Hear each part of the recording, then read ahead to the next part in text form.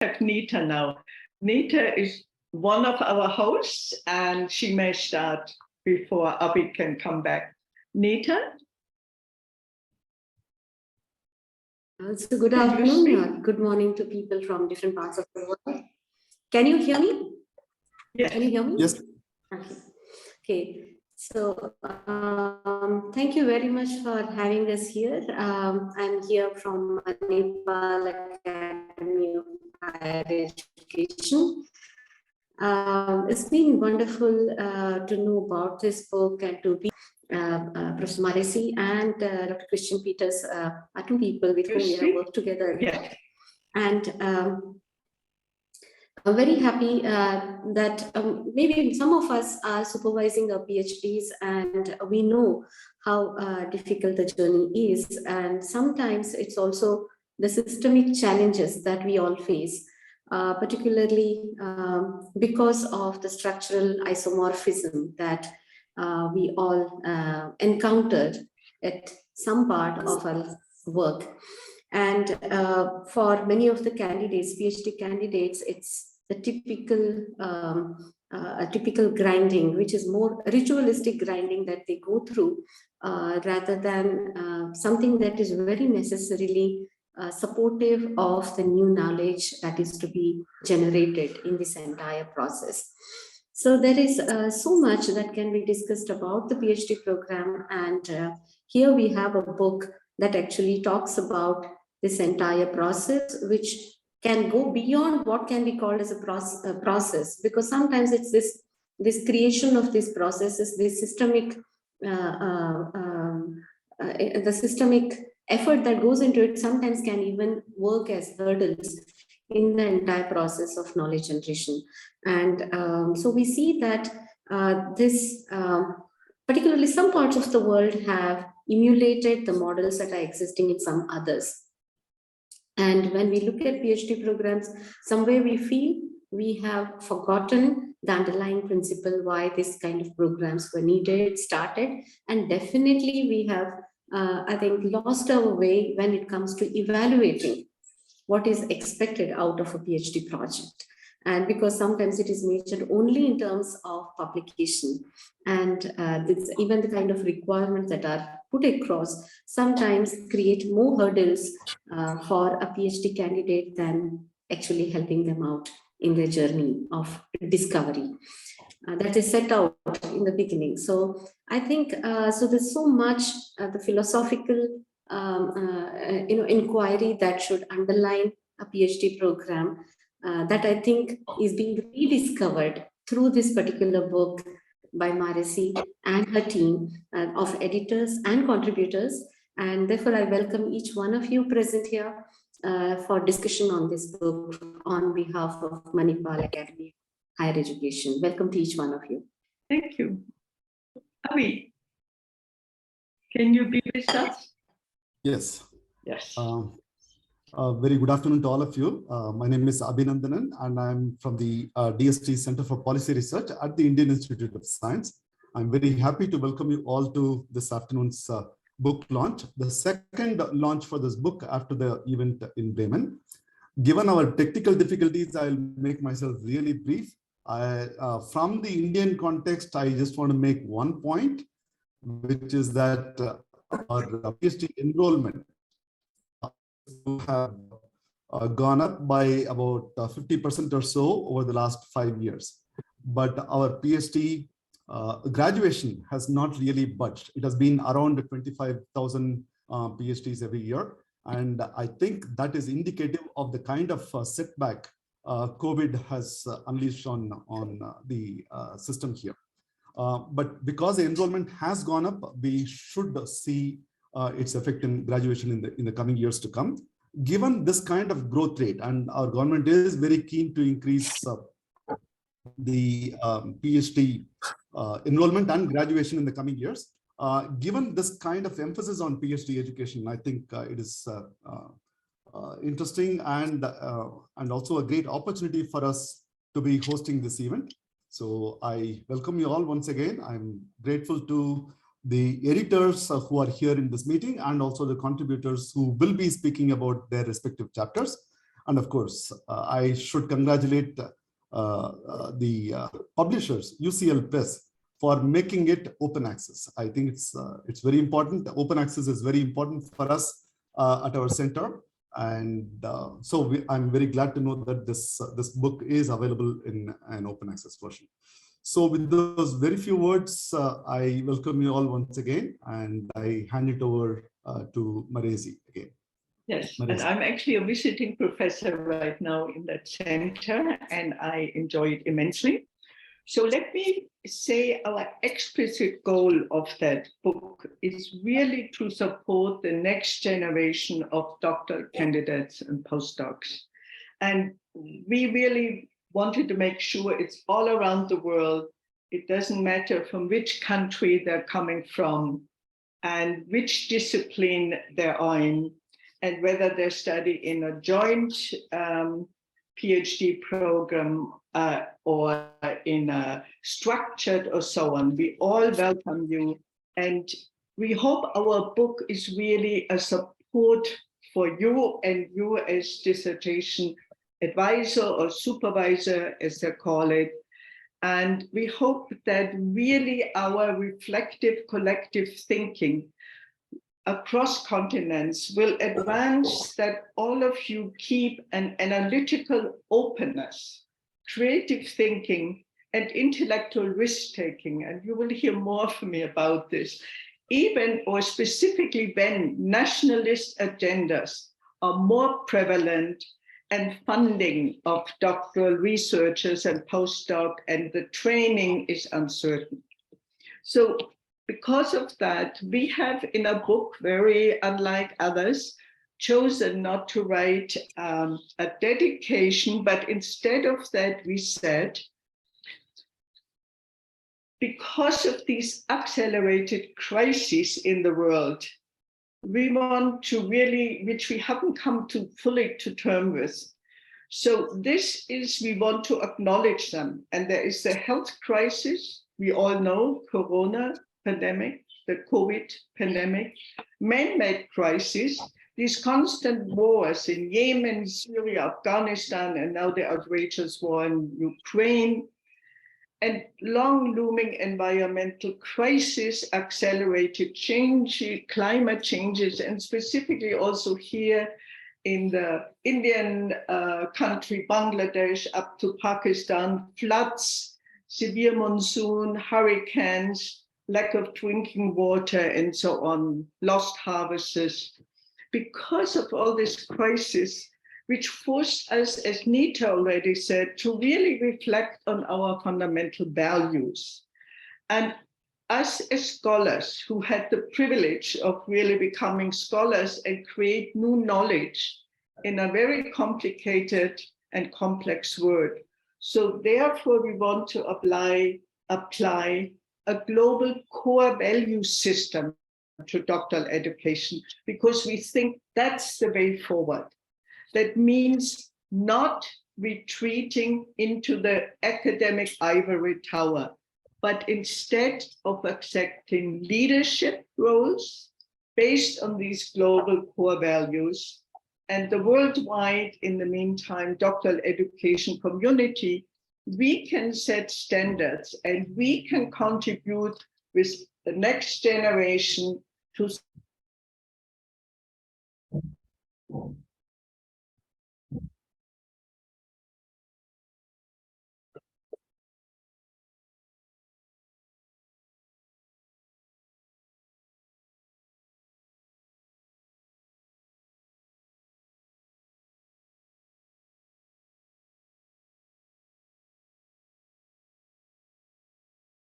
So it's Beate again. I suppose Marisi will be back to us rather soon. Maybe you take the opportunity to take a look at the Hanover recommendations, which were the starting point of the book and are also one of the core elements we want to get across. So maybe you can take some time on reading the recommendations, which will also be a leitmotif for the later part of the presentation.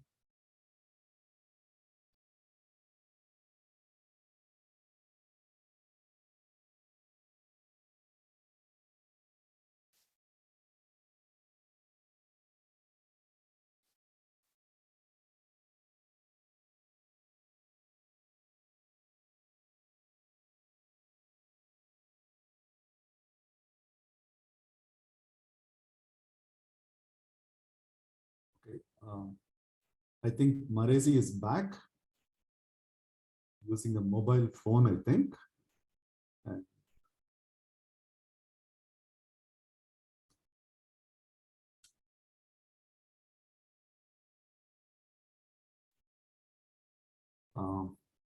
Maresi, you're muted. Maresi, you're muted. You're muted. Your mic is off. Sorry about that. Okay. Okay. Can you now Can hear me? you now hear me? Okay. So I'm Deva now. You can mute yourself here.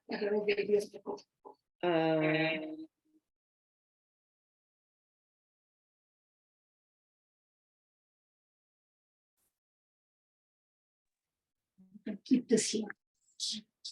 Okay. Can you hear me now? Yes. Okay. So, said we had 5 groups on topics, and they were interdisciplinary and intergenerational. And these groups worked before and presented their critical evaluation and findings in a 3-day workshop.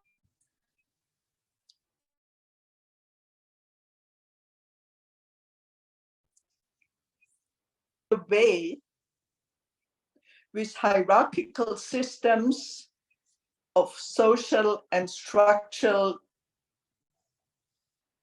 inequalities at academic conferences, where the often more senior, experienced, and self-confident people dominate the speaker floor. So this book therefore goes beyond collecting and describing what has been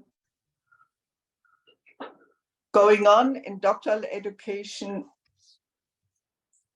I think we are back. So this is really funny. This is around the world.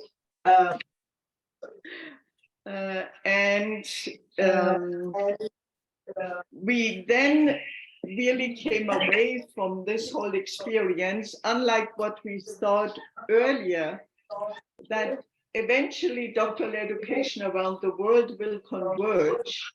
It absolutely does not. Only the governmental funded doctoral programs, which are maybe 1 or 2% of the whole country, can participate. They look alike. But others, they're according to their history and their structure. And that's totally fine. And that's why we're saying, but we need to go back to the global value system. And that's how we, our conceptual framework. And now I want to introduce my co-organizer and editors.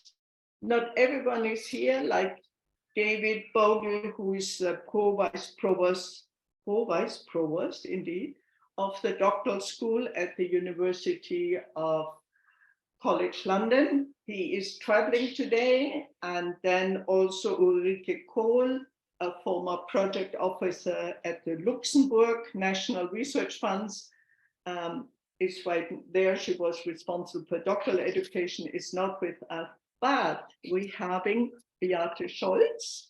Beate, would you introduce yourself? Hello again. We just took the opportunity before, Marisi, when you were offline, to say a few words on who we are, Christina and myself. So if you like, you can just proceed. So people kind of got to know us already. So we jumped in. And also Christian? The same, they know me already. And we are still looking for Connor, but he is not here yet. That's fine.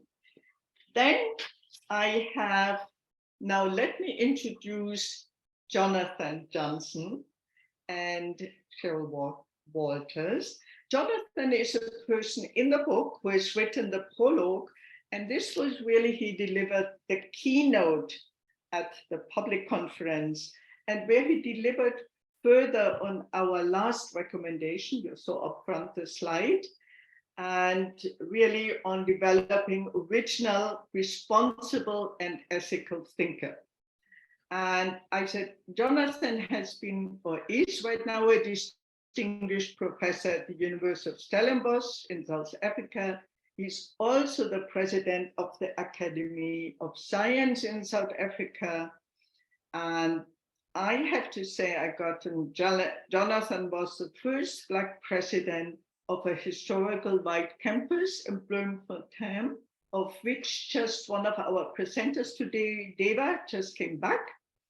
And Jonathan was there for 7 years, and he really became a healer to the campus in the immediate post-apartheid area.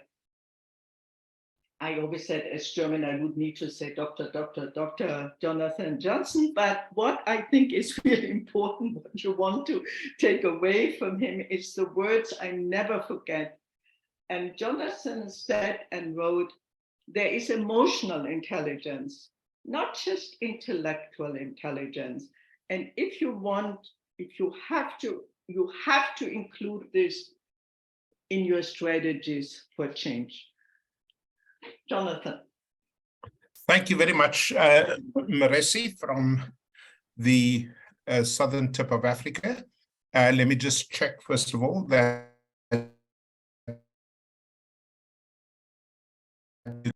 Thank you.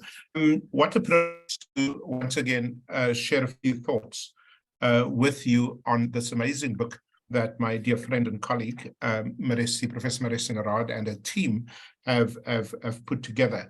A few many years ago, I had invited Maresi to help us think about the PhD in the South African context, and never before had we done a study that looked very carefully at the national higher education system with respect to the PhD. And ever since amazing input at that onto that panel, I've been very privileged to be part of Maresi's thinking on the doctorate as she moves around the world.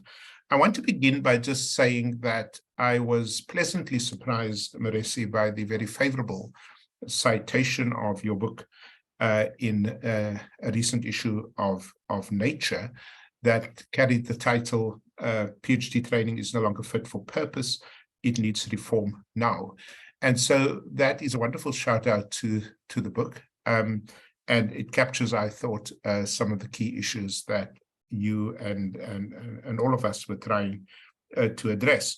Now, there's a lot of stuff going on in that book, but one of the most important issues is, of course, the observation that our colleague also from India just mentioned, and that is the explosive growth in the number of doctorates, both as enrollees, but also as graduates around the world, India and China being perhaps two very prominent examples. Now, that, needless to say, that is a good thing, to have this apex degree in the university system to be taken seriously for a change, and that people recognize that a world that has become infinitely more complex than it might have been 50 years ago definitely requires very high levels of knowledge.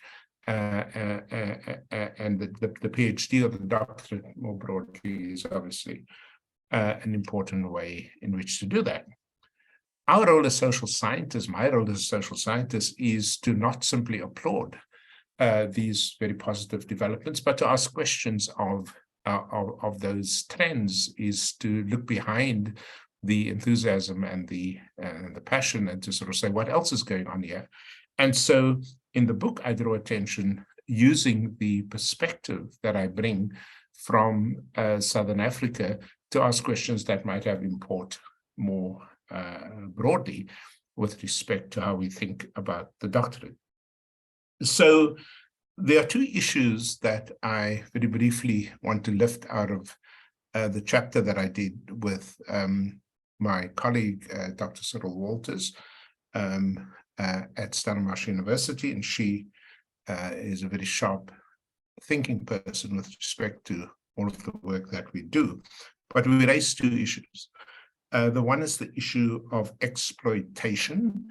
That is to say, in a country like South Africa, where the formal degree output, whether at the baccalaureate level or for that matter, at the doctoral level, is tied to subsidy income. In other words, the more a university produces these, for want of a better term, production units, like the PhD, the more money it gets into its coffers from the state. Now, in a country like ours, which has been enormously afflicted by corruption in the public sector institutions, you can imagine what negative incentive happens or occurs when there's money tied to the number of doctorates you produce. And it's made worse when universities then give that money in whole or in part to the professor to supervise. So unscrupulous people, needless to say, will take on 20, 30, 40, 50 doctoral students, churn them out the way you do, cans of fruit at a factory plant, and then claim the money. I cannot think of anything more destructive of the academic project than that kind of behavior. And so I just wrote a book, which was published this year. It's out. It's called Corrupted, and it is a study of chronic dysfunction in some South African universities. And the point I'm making in that book is that the run on the resources in a public university in South Africa is not only about material resources, it is also about symbolic resources, such as the doctoral certificate, which of course gives you status, but also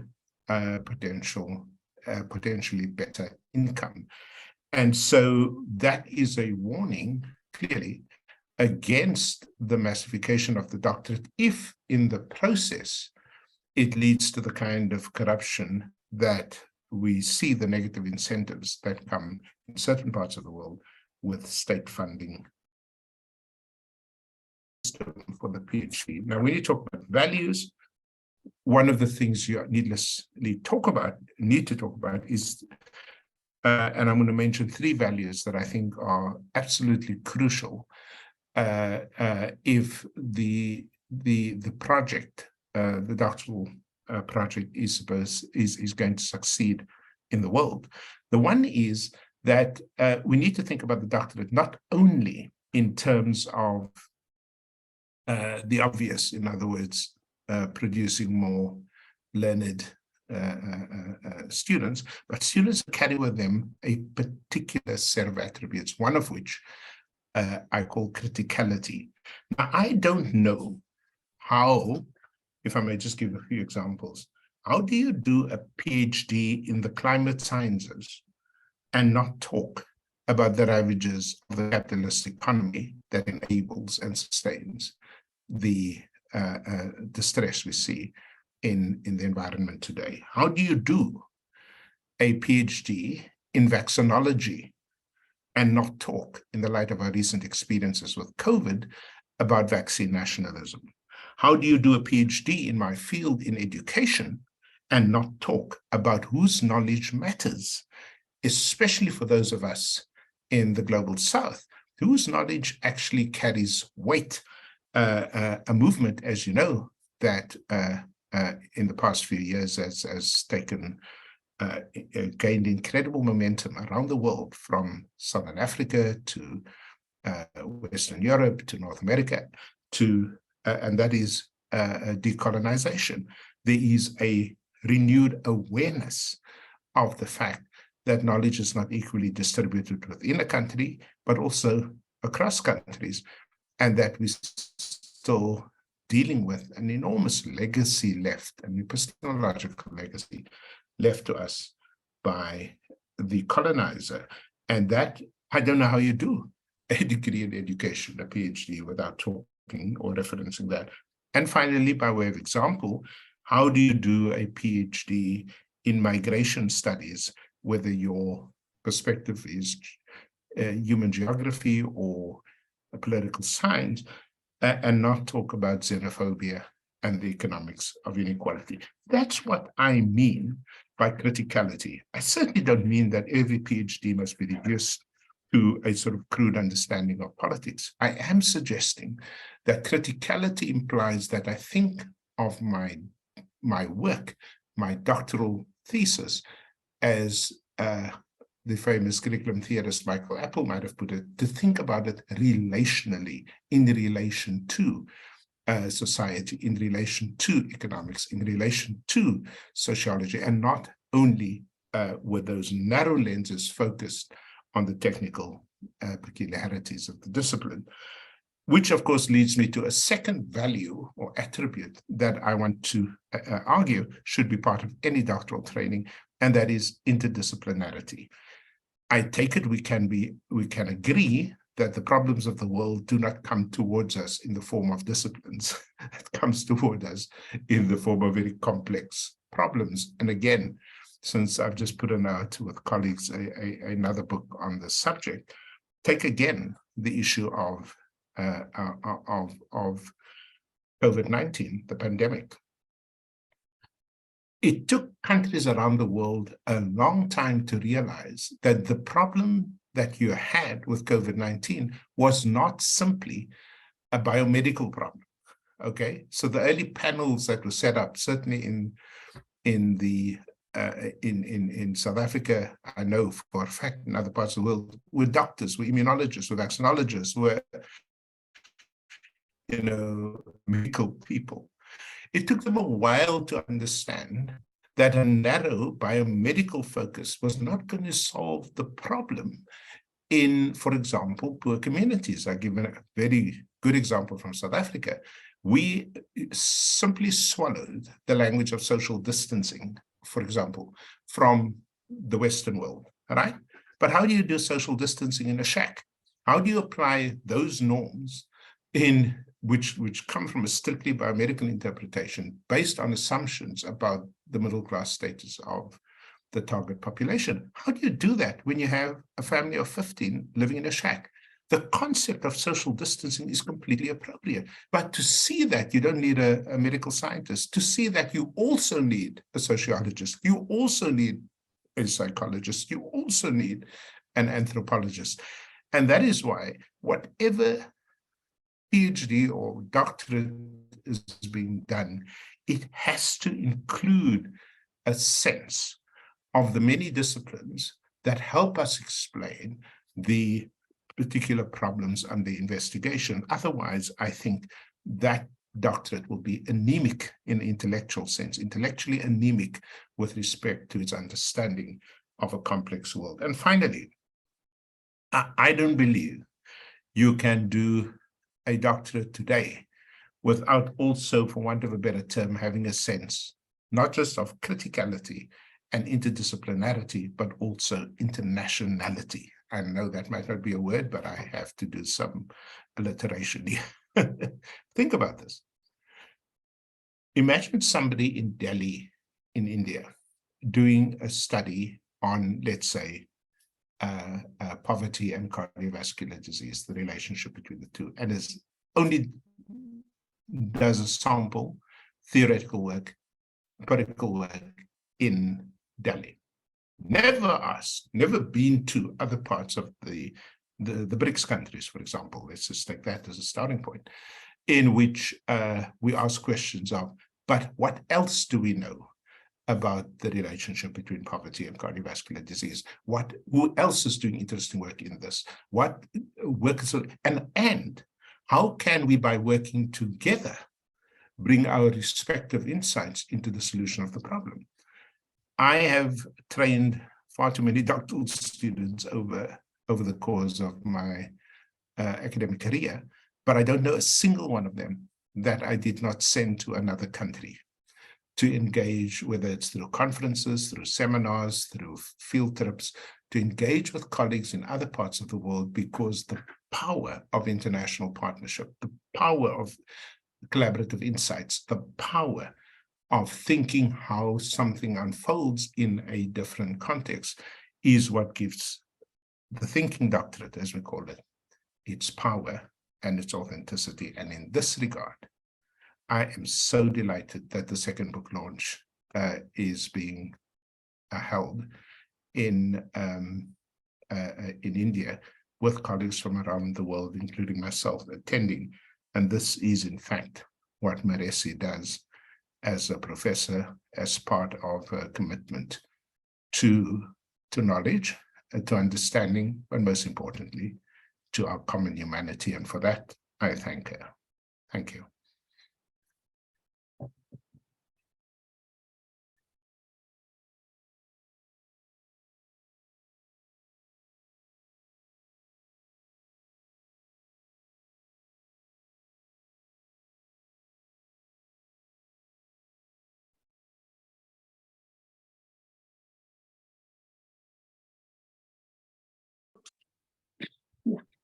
Okay. Yes, thanks to the the mobile phones, we can connect because while the computer doesn't work. So I think, as usual, Jonathan really hit on the heads, on many heads, what we really need to pursue in a doctorate.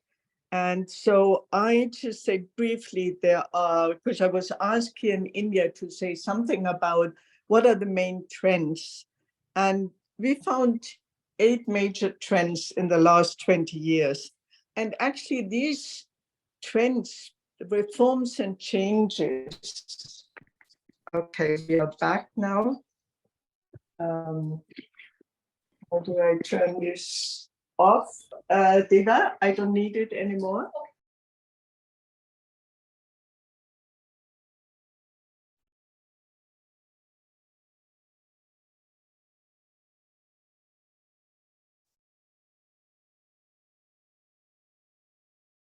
Marisi, we don't hear you. You're muted. You're muted.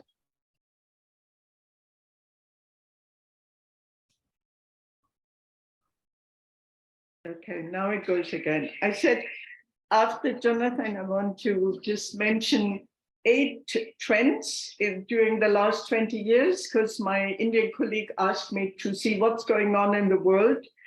And these trends are often response to problems. And he named some, a lot of them. And also the drive which has gone around the world for innovation, innovation, innovation.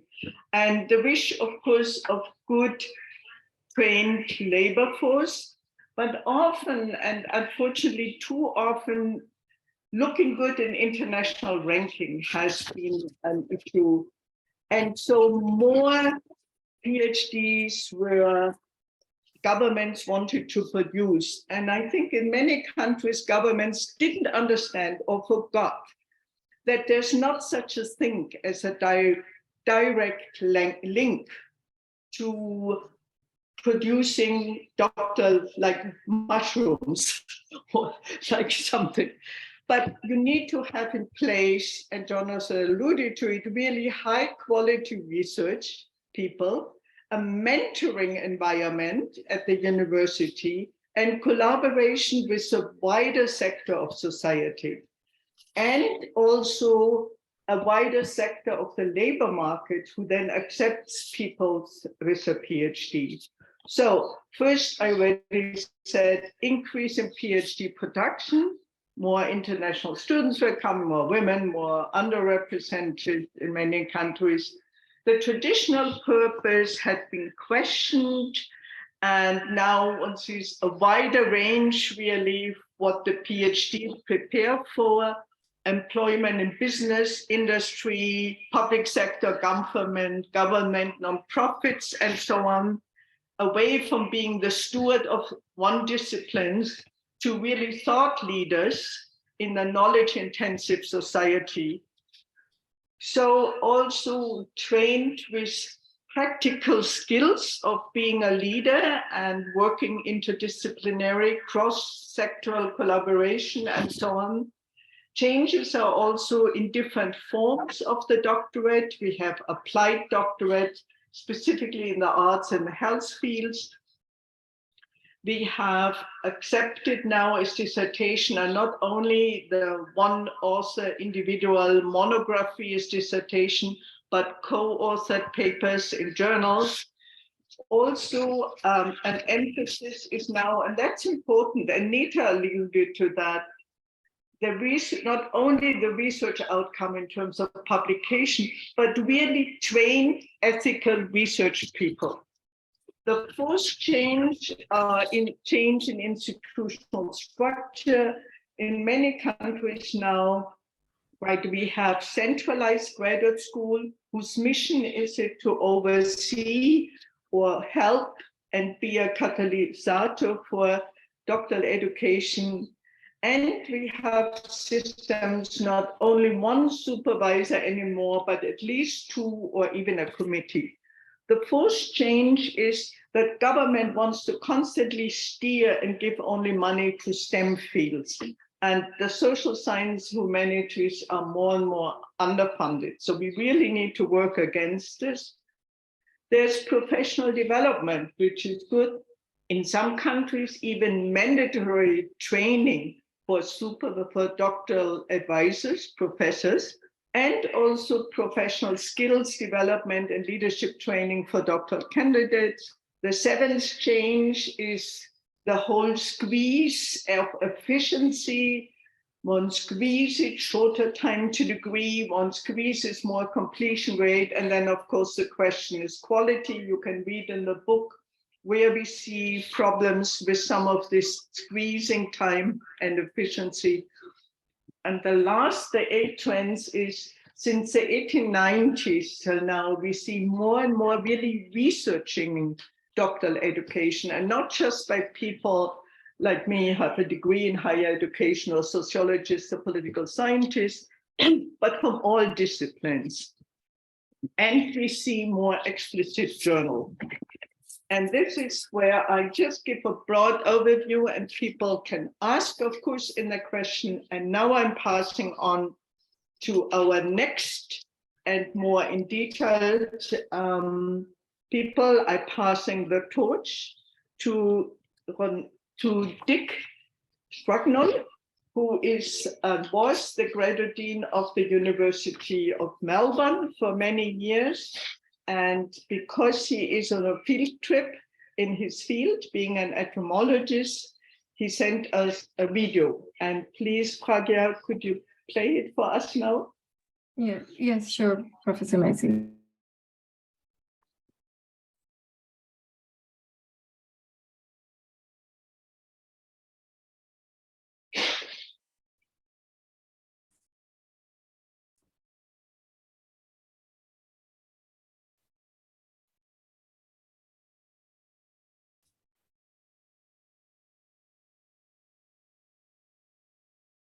Good morning, or as they say here in Fiji, Bula. My name's Richard Strugnall. I was the graduate dean at the University of Melbourne for 10 years and now run a smaller PhD program in infection and immunity, and I'm currently on field work in Fiji. Maisie asked me to say a few words about the Australian experience as it pertains to research training, COVID, recent trends, and I guess the most fundamental difference between our schemes nationally and schemes in other countries is that research training in Australia is now paid for by the federal government retrospectively. That is, when students complete their PhDs, the universities receive funds. And this has very much focused universities on completing students rather than just simply enrolling students. And this change occurred about 20 years ago and has led to a very large increase in the completion rate, the number of students who commence degrees, completing degrees. So the changes that this brought paralleled other changes in research training, especially around recruitment in Australia. So my university, and I think it's probably reasonably typical, for many years had as a PhD cohort mainly domestic students, that is, students who were born in Australia or who had come to Australia for education, weren't international students. This transition to a much more internationalised program occurred about 5 to 10 years ago, when University of Melbourne and other Australian universities moved to a more American style graduate education program for professional degrees like law, medicine, engineering, architecture. And with that, for the first time, really, the PhD programs were competing with these professional courses at the master's level for students to enter. And as a consequence, domestic enrolments started to decline and international enrolments increased. And up until COVID, the University of Melbourne was running a sort of approximately 50% domestic cohort, 50% international cohort. And we'd been very well supported through that period by organisations such as the China Scholarship Council, which is a wonderful organisation that supports Chinese students to receive research training in other countries, including Australia. Of course, with COVID, the borders were locked down and we couldn't accept students from overseas. This made it very difficult. Domestically, students that were in laboratory-based programs were locked out of laboratories during COVID. Melbourne, the city that I live in normally, suffered some of the longest and most intense lockdowns of any of the major cities. And as a consequence, students who are involved in lab programs couldn't get to laboratories. And that necessitated changes to their research program, etc. Things are pretty much back on an even keel now. We're still increasing. I think we're not back to levels with pre-COVID levels for international students, but things are certainly improving. The other change that's happened in Australia is the incorporation of graduate schools. I won't say a lot more about that. That typically, up until maybe 10 or 15 years ago, research training was managed very locally, and as a consequence, the standards and the various activities that were offered tended to be very local. And the consequence of that was that there was huge variation across the institution. And so the University of Melbourne, like many and most, I would say, Australian universities, implemented a graduate school, and this graduate school managed research training across the institution and provided a sort of a baseline to make sure that all students had opportunities. The number of students in PhD programs in Australia has doubled over the last 10 to 20 years. We used to graduate about 5,000 PhDs. We're now nearly 10,000. And those 10,000 PhDs cannot be absorbed by the academy. That's just a simple fact. There are not 10,000 newly minted PhD roles in the academy every year. There are plenty of research roles and other roles, but they're not ongoing academic roles.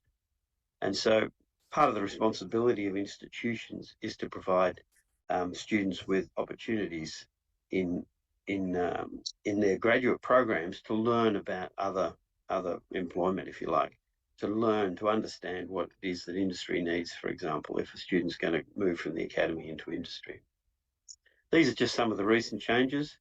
It was a great pleasure to be involved in Morasi's book. It is a wonderful asset for anyone who's involved in research training and has responsibilities in research training, and even down to the supervisor level, to get an understanding of what's happening globally, what the trends are. And I commend the book to you.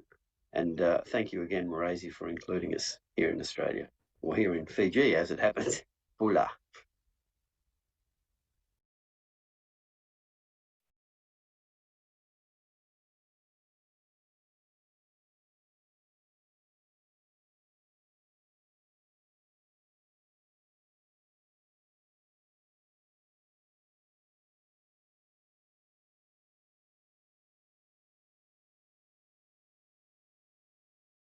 I was muted. Sorry. I said it was wonderful from Dick. He was so conscientious, sent us the video from the Fijis. And now I pass on to Roshada Malaysia. And please, Roshada, we would love to hear from you. Thank you, Marisi, and good evening, everybody from Malaysia. We are getting to nighttime now, but I guess everybody else in the world are probably starting the day. I'd just like to thank Marisi for this opportunity to share some views and perspectives of graduate education in Malaysia. And Marisi has asked me to talk about our central graduate school system that we adopt in Malaysia. A little bit about my background. I was graduate dean in University Science Malaysia for 6 years, about 10 years ago, and went on to another university to be the Deputy Vice Chancellor for Research and Innovation. And that position also required me to have a more intimate management of postgraduate students, especially the doctoral students. Basically, we know that there are several models that are being adopted in managing postgraduate education, and the central graduate school system is one of them. In Malaysia, predominantly, it is we adopt most universities, especially the public universities, adopt the central graduate school system. But recently, about 2 years ago, one of the largest universities in Malaysia, University Malaya, has already rebranded its postgraduate institute to be as Institute for Advanced Studies. But that it does the job of the graduate school anyway, plus other functions as well.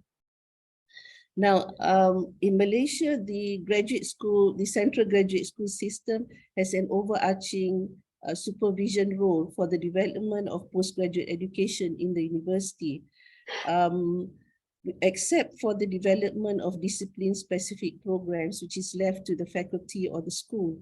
So basically, the schools or faculties come up with the programs, doctoral programs that they want to offer, but everything beginning with the implementation, the documentation, etc., everything is being monitored or done centrally by the graduate school.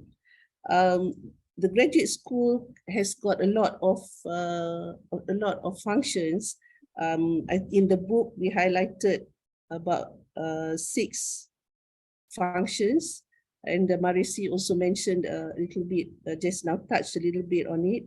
One of its roles is to develop high-level policies for master's and doctoral education throughout the university. And we look into admission requirements, program academic requirements, supervision policies. And when I was graduate dean, we even came up with a book on equivalent, how we want to address the different degrees, undergraduate degrees that and master's degrees from students all over the world. So how do we to our requirements of the university? So the Central Graduate School also came up with a book as a reference for equivalent, to look at the equivalence of grades from different countries. So we embarked on research, paid research by the university to come up with such policy. And so until today, the book is being used as a reference by universities in Malaysia. The other important aspect of the Central Graduate School is the quality assurance. So this ensures that the different schools do not adopt different kinds of quality assurance. And in Malaysia, there is a higher body that looks into quality assurance, which is the Malaysian Quality Assurance. So all universities are answerable to them, including including the offer of master's and doctoral programs. Besides that, our central role also provides administrative services, and we also look for graduate funding for the university, for students, besides the professors having their own grants, etc., the Central Graduate School also has the responsibility to seek out fellowships, travel grants, etc., for the students, for the doctoral students. One big area that we looked at about 5-10 years ago was to have a formalized professional development for doctoral, not just doctoral students, but also for master students. So this, some universities in Malaysia took it one step further, where the students have to get credits for certain programs under the professional development scheme. So this, we feel that was instrumental, I think, in ensuring that the aspects of the development of a doctoral student that is not done at the faculty or school level is being done by is done centrally, and this has helped prepare the students for their next job that they're going to do. One of the things we did was to have a specially structured program for doctoral students who are going to be academic staff, for example. So they had a series of training that we did for them so that they can prepare them for academia, for example. The other thing that from personal experience, the value of having a central doctor school is that we become the neutral body when there's conflicts between the students, the doctoral students, candidates, and their supervisors or their school. So the central school, the dean, plays a very critical role to be this neutral voice as intermediary to solve issues between when it occurs between the students and their supervisors. Having said that, I think in Malaysia we are really comfortable with the central school system, but recently, about a year ago, less than a year ago, one public university has decided to do away with the central graduate school. So it has decentralized the management of postgraduate students, and we have yet to see the implications of such an action, although I feel that it is probably not a suitable step to take, especially if the university is an emerging universities where the professors, there are not many senior professors, etc., to ensure that robust academic standing for doctoral training is upheld. So we've yet to see what is the outcome from this step that's taken by this young university, but I'm hoping that it does not have major implications on the doctoral students themselves, which is more of a concern for me. Now, having said that, I think central doctor schools are just going in the right direction.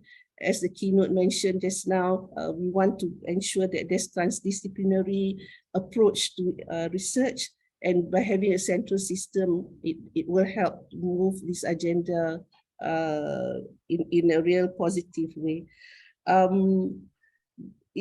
I guess, Marisi, that's just about all that I have to comment about central doctoral schools in Malaysia. Not much has changed, one or two minor changes, but that adds to the color of our lives as managers for doctoral studies.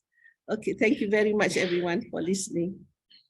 Well, thank you very much. And due to also power or internet, we of course are a little late. So please, for the audience, please put your question in the chat. And if you go beyond the time, each of our authors, we will answer your question then and send it to you by email if we don't get to it. So now I'm very happy to introduce Ronelle, and she will take the torch one further and talks about supervision. Please introduce yourself. Good day, everybody. Can you see me and hear me?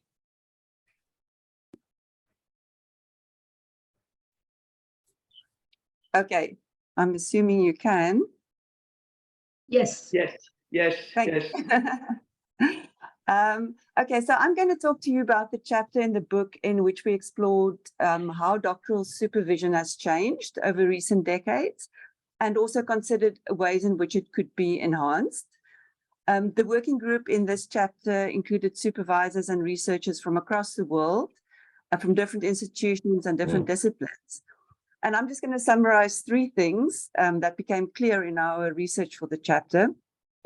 First, that there has been a proliferation of new supervisory practices with new role players and even new settings for supervision, that is, settings outside of the university.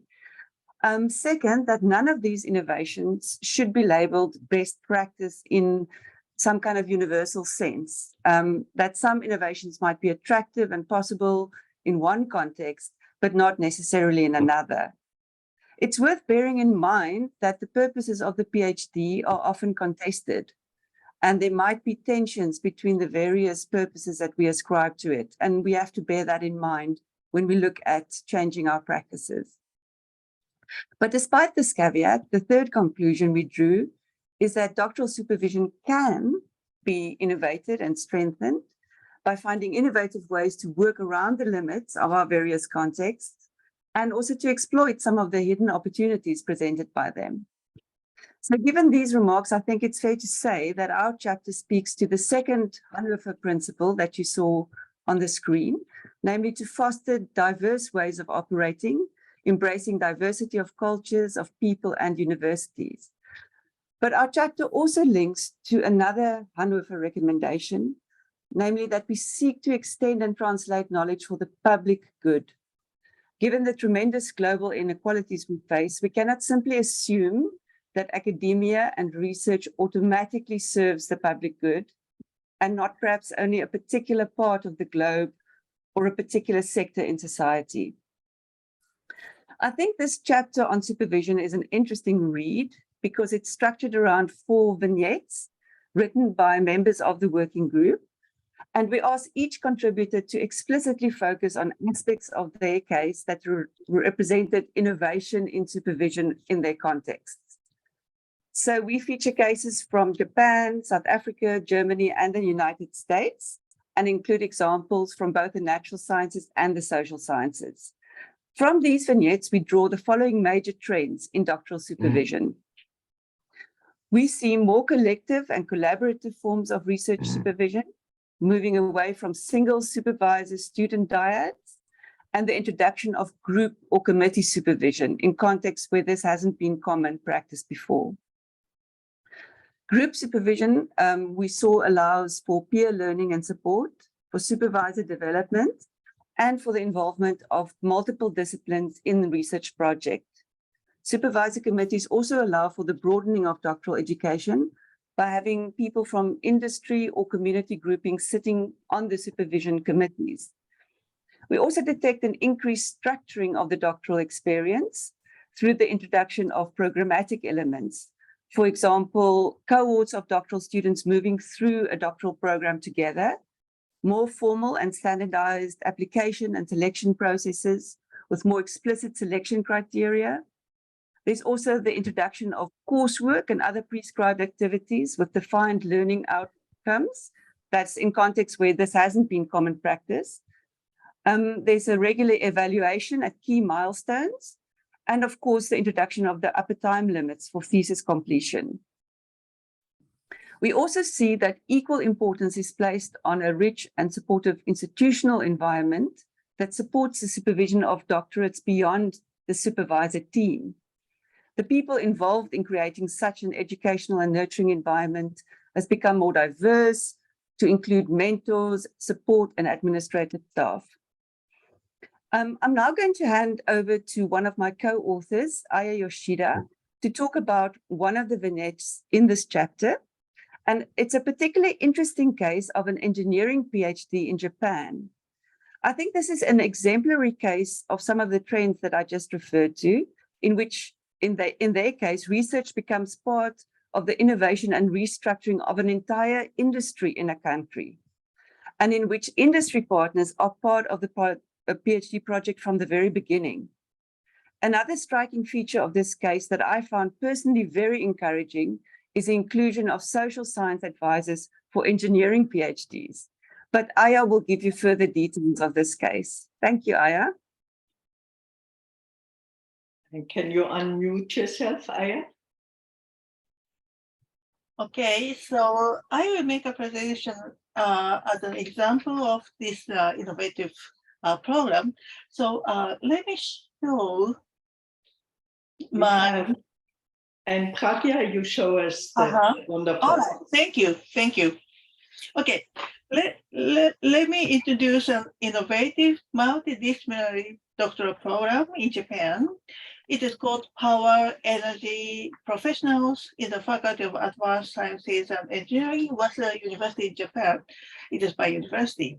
So this program is funded by the Ministry of Education under the World Reading Innovative and Smart Education Project, started since 2018. The financial support for the students are RA, research assistant expenses, support for required courses, and for overseas dispatch. Approximately 20 students are admitted each year. Okay, next is the structure of the program. This is an integrated five-year program covering both the master's and doctoral level. It is offered through a collaboration of 13 universities in Japan, 6 overseas universities, and 5 energy companies in Japan. Regarding the curriculum, this consists of 3 parts, and mostly online. The first part is 7 mandatory courses, including humanities and social sciences, such as business creation or social science for energy innovation. The second part is the specialized courses, developed through collaboration among the 13 universities in Japan. The third part is practical courses in collaborative research in overseas universities, internship in companies, or laboratory rotation in allied institutions. Okay, please, next slide. The next one is supervising system. Students are supervised by a team of professors and researchers in companies. Main supervisor is a professor at the university where a student is enrolled. Co-supervisors are professors in different universities, researchers in companies, and professors in humanities or social sciences. The role of researchers in companies assess social significance and business potential. This is a very important point. And the role of overseas professors give advice to students on request, accept them as collaborative research members or interns in their own institutions. Okay, the next one is student evaluation. There's 4 stages of student evaluation. The first stage is administration. It is student needs to pass written application and oral exams at each university. The second stage is qualifying exam. It is an oral exam by all supervisors after completing 30 coursework credit and 1 academic paper at the end of the second year. It is similar to the master thesis. The third stage is financial exam, we call FE1. This is the thesis defense in front of professors in the field at the end of the 5th year. So this is a kind of PhD. So PhD evaluation criterion is, of course, academic achievement. The final and 4th stage is a final exam we call FE2. This is oral exam in front of all supervisors after passing FE1 dissertation and completing 45 coursework credit and academic papers at the end of 5th year. Is social significance and business potential also. So this is one of the new trends of doctoral education in Japan to innovate the doctoral education. So because in Japan, the number of doctoral students are decreasing this year, so Ministry of Education try to increase the doctoral student to innovate Japanese education and sciences. Thank you very much. Thank you. And we pass it on to Connor and to Deva. Connor, can you unmute yourself and be there? Or otherwise, yes. Can you also introduce yourself, Connor, please? Well, good morning, everybody from Dublin. And as we're still in the morning time on what is actually a bright January morning, which is good. We're coming to the end of our winter. I am a independent consultant on policy and research in higher education. I do most of my work with the European Commission on developing European policies. And it was absolutely fascinating to work on this book and with the colleagues who were involved in the process. Now, I think it's always good to start with some, excuse me, some ground data. And the first thing is that if you look globally, between 2007 and 2015, the world population of researchers, it rose by 21% to a total of 7.8 million. And in the period beyond that, from 15 to 18, it rose by a further 14%. This is data. These are two very, very good UNESCO reports on this topic. But of course, underlying the increase in researchers is that of PhDs. And in OECD countries, between 1998 and 2017, the numbers of PhD graduates, the new PhDs, rose from 140,000 to 277,000. Now, this is almost a doubling of the numbers. And in our chapter, we looked at the whole issue around capacity building that has gone on, because this increase didn't happen by accident. It's happened because countries have seen and have used research as a means to drive their economy. And the issues that come with that is that for many countries, they don't have a capacity nationally to build up their numbers if they want to really increase. So they attract internationally, which leads to migration, mobility, and which is a key part of capacity building. The whole issue around mobility we looked at in this chapter, it included, I mean, primarily it was international physical mobility, but we also touched upon interdisciplinary and intersectoral mobility. And also what is considered a rather more new concept, in particular now with following the pandemic, that is virtual mobility. The thing is that it's all very well to attract in lots of new researchers to become PhD candidates in your country. But this brings with it issues. It raised a lot of other policy issues. One is, let's say, considered at a national level, and that is the unequal flows of PhD candidates. Candidates moving primarily east to west, south to north. And the issues about how can you bring back those people? The countries that have had their PhD candidates go abroad to get excellent training. In many cases, they would like them back to bring back their expertise, and that is a challenge. The other point that comes up in our chapter in terms of capacity building is the consequence of increasing international attractiveness of universities. This arises with other issues of cultural diversity, of issues around political interference in the type of research that's carried out. But underlying all of this, there is a fundamental issue which I always think is often forgotten. And that is that the whole approach of capacity building is often taken from the perspective of, let's say, at a national level, of a system level, of how do we increase these? So countries that want to increase their capacity, they want to attract in more PhD. Other countries that see themselves as one of losing, of let's say a net outflow of PhDs, they want to bring them back.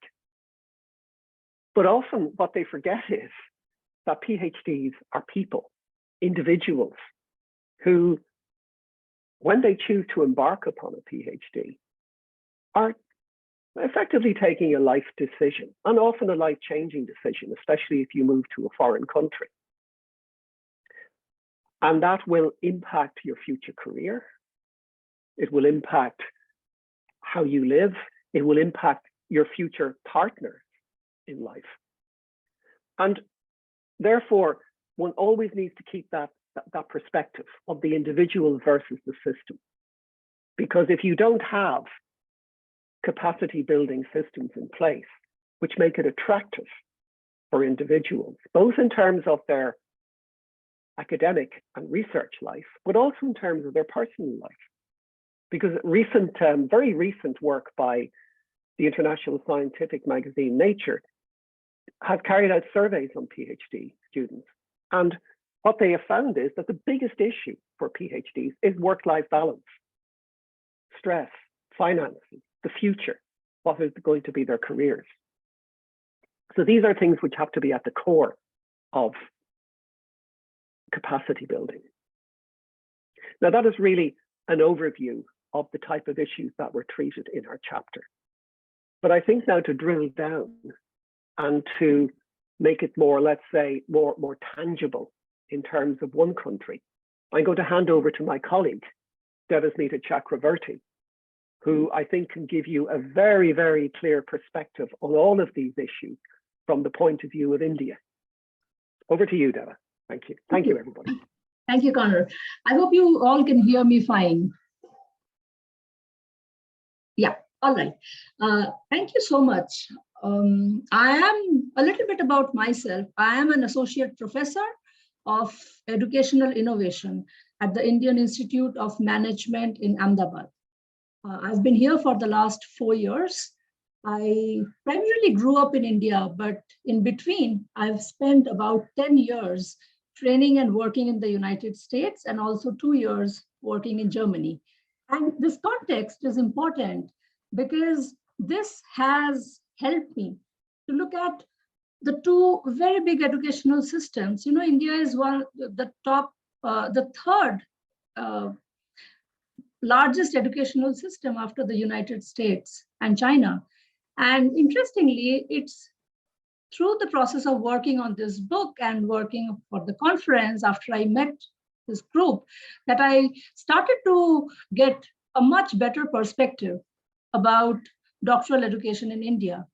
Now, I'll say everything with a caveat that anything that I say in general and specifically about doctoral education in India, the reverse is also true.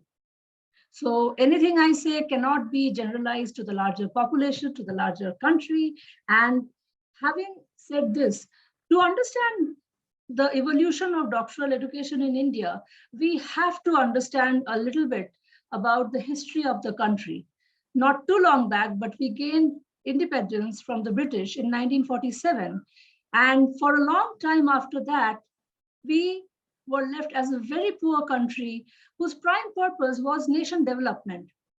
Now, the Indian Institute of Science, where I'm sitting currently, was established much before independence. But primarily after independence came out the IITs, the Indian Institute of Technologies, the Indian Institute of Management, with the purpose of nation development. I am the first PhD in my family, and I will be the first PhD for a long time to come, because we, the goal was finding a job. The goal always has been finding a job, and PhD is kind of seen as a luxury. Having said that, while talking about mobility and capacity building, the paradox that India is that on one hand, we say that there is and undersupply of PhDs in India. On the other hand, about 40% of the Indian scientists are working in other countries, primarily United States, UK, Europe, and the other countries. So what happens is a phenomenon called the brain drain, where a lot of people who are trained, who spend up to their undergraduate training in India, they leave for other countries. They get a master's, they get a PhD, and not all of them come back. So on the one hand, we are one of the larger suppliers of researchers and scientists to the world. And on the other hand, in India, we do not have as many PhDs in STEM and more so in the humanities and social sciences. So that's one big paradox that we need to make sense of. Now the government, the MHRD, the Ministry of Human Resource and Development, has taken a number of steps over the last few years to attract and to bring back some of these people who have trained abroad and would now be willing to work in India. Excellent pay scales, excellent remunerations, but also excellent facilities for research. But these again happen in island institutions. These happen in very elite institutions and not all over India. There's another aspect of quality assurance. Not all PhDs in India are created equal. PhDs from very good institutions. Now we've followed both the models in the history. I mean, we've started with the UK model, which is typically 3 to 4 years. Students typically do not do coursework. They learn as they go. But over the years, we've also switched to the US model, where there's 2 years of coursework and then 3 to 4 more years of research. So there are two models, both the models exist parallelly in India. Now, funding determines the quality of PhD and the quality of training that we can provide. There are many elite institutions that fund their PhDs, so they come with they get a stipend, they get their tuition waived. Having said that, there are many institutions in India where the person has to pay for their PhD, to enroll and to pay for their PhD. And that again brings a huge disparity, not only in the training experience, but also in the quality of PhD. In fact,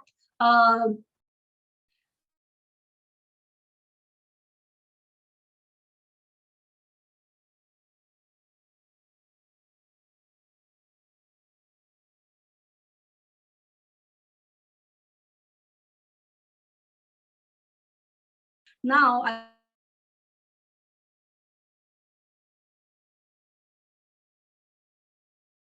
to be a teaching professor.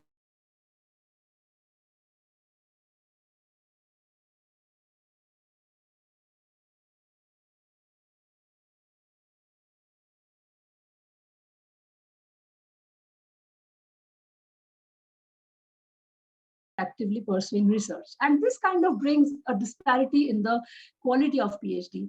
Having said that, I would like to kind of summarize by saying that the government is doing a lot. People who would like to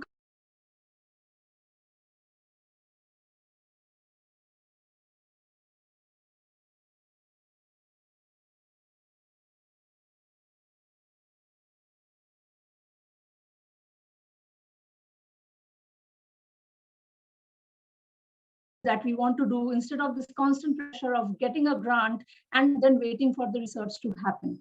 So I would like to close this by saying that, again, what I said in the beginning, that anything we say about India, the reverse is also true. And that is a paradox. That is a kind of thinking that we need to keep in mind when we learn more about the Indian education system. Thank you so much. Running, of course, short on time, but you see there's so much to think and talk about it. So I hope our audience will still be with us, because we have 4 more speakers. And specifically, we had at the end, we thought one of the culmination is our younger generation. So I hope, please stay with us. Christian, and then Roxana. Yes. Can you hear me and can you see me? Yes. Yes. Okay, very good. So having heard now about the, so to say, the inside perspective on doctoral education with many case studies, the chapter that I'm going to present today asks about the embeddedness, the frames, the context, the social and political and cultural embedding of doctoral education. And I would like to share 3 main points on that with you.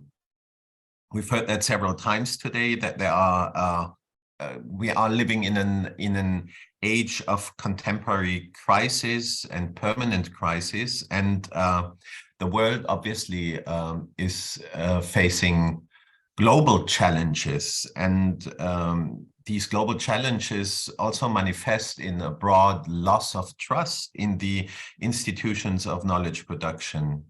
And paradoxically speaking, we also witness a rising acknowledgement of the individual role of the researcher. So this tension and this contradiction does have clear effects on doctoral education. So there is, for example, broad empirical evidence that whenever the fragile idea about the freedom of research is coming under stress in illiberal regimes, these policies, the education policies developed in those illiberal regimes, have long-lasting effects on local academic cultures. For example, they manifest in a change of the attractiveness, the social attractiveness of the job profile researcher. So in our chapter, we underlined that observation with a small study on Turkey, also with an outlook on the situation in the Middle East.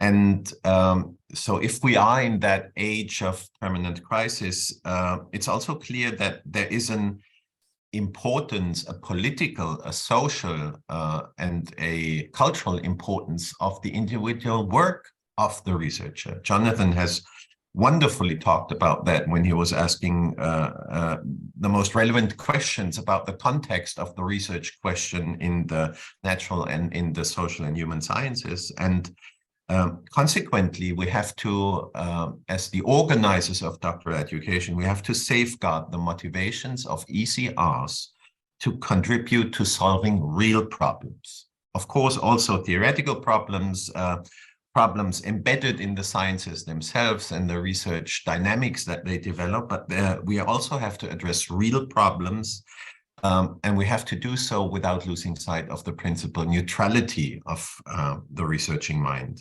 So therefore, there is a process of defining a social role for ECRs that requires inner strength, confidence, and especially it requires good role models.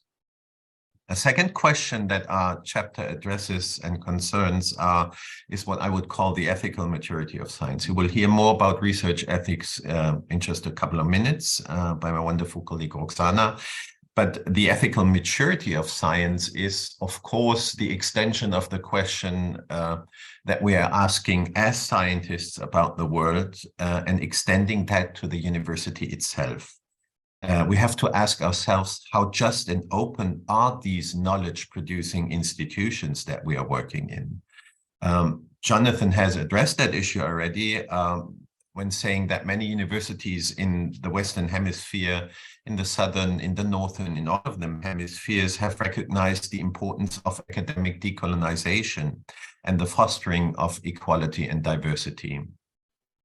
We know that gender, that sexuality, that worldview, that religion and ethnic background still possess the power to influence professional successes. And today, more than ever, the high-end global knowledge market prefers Western qualification signals over others.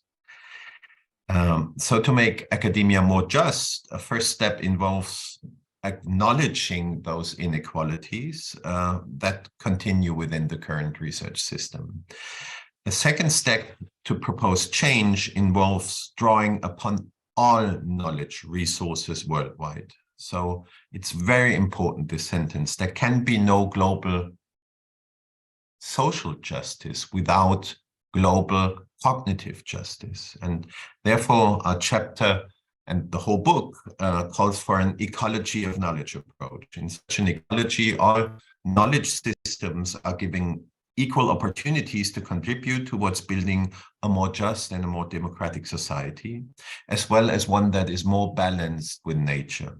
Such knowledge systems would be working in a permanent dialogue with each other, and the de-hegemonization of scholarship has to begin with problematizing what I would call the dominant approach, that is, identifying the power field that the discourses are placed in, and this will encourage young scholars who are working outside that dominant paradigm to gain more self-confidence, to cherish and to develop modes from within their cultural heritage. So overcoming hegemony in higher education is a shared responsibility. And finally, I would like to bring that together, considering the challenges of working in an age of permanent crisis while having to confront, still having to confront serious biases in global cognitive justice. Our chapter aims to formulate a normative vision for doctoral education. So we stress the role of doctoral education in realizing a broader concept in the sense of the German term Bildung, and at the same time, we emphasize the future roles and responsibilities of doctoral graduates as transformative leaders in society. A few examples of how this could be implemented are that we would, and we do ask research institutions in their recruitment and appointment procedures to embrace the full spectrum of people and to be open to and for all on equal terms, as well as to protect those scholars who are at risk in their countries. And we have to develop the supervisor's awareness towards what has been formulated today, and only appoint as supervisors those who identify with that full range of responsibilities that are associated with supervision. From doctoral graduates, on the other side, we expect to be transformative leaders. That means that they are dedicated to working for and towards open and self-critical societies, that they understand research as a search for knowledge and orientation with binding standards of scientific progress and ethics. You will hear about that in just a minute, and that they oppose any noticeable kind of discrimination, violence, bullying, or harassment in the institutions that they belong to. And finally, that doctoral students understand that individual and collective well-being is critically endangered due to the destruction of ecologic environments, that was a Freudian one, and cultural diversity. So having said this, I pass the torch to Oksana, and thanks for your attention. Good day, everyone. I hope you are all feeling safe and at ease wherever you are listening to us. It's a pleasure to be with all of you. I am speaking from the land of Santiago de Chile in a sunny day, feeling the consequences of different crises, as many of my colleagues have mentioned today. And I had in this book the privilege and responsibility to write a section on ethics with my colleague, Danielle Cantini.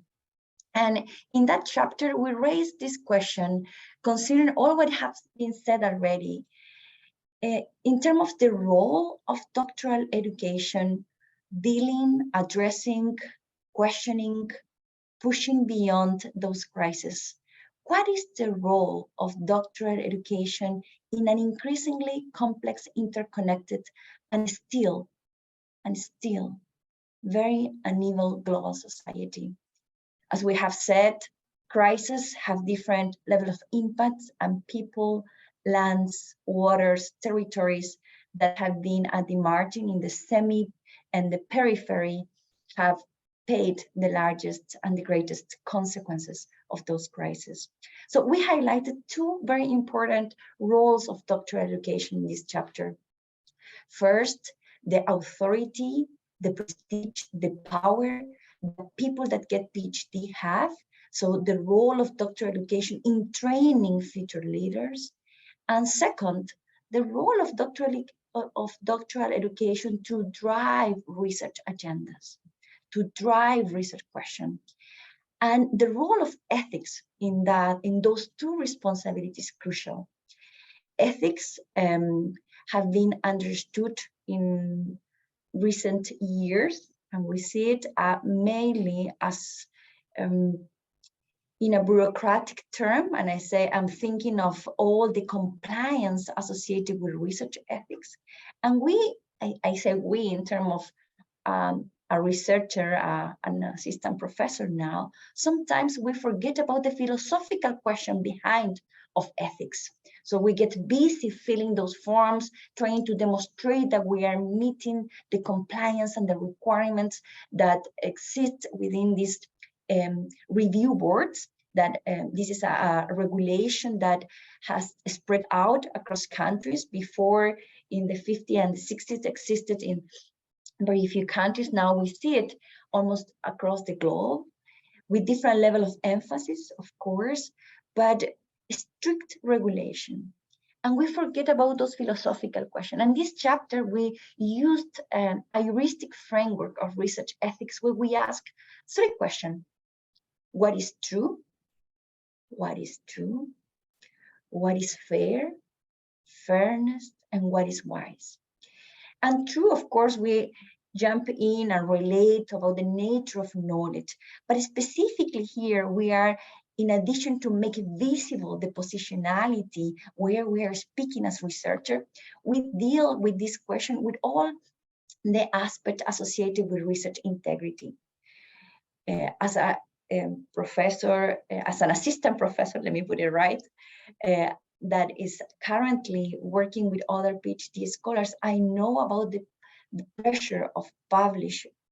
And sometimes the rigorosity, the conditions associated to write a chapter and an article and follow and be strict with research integrity get lost because of the pressure of publishing. We see it increasingly in the press. There are a larger number of research that is contested and that is detracted because has been found that didn't meet with requirement of reproducibility, or even the data has been made up,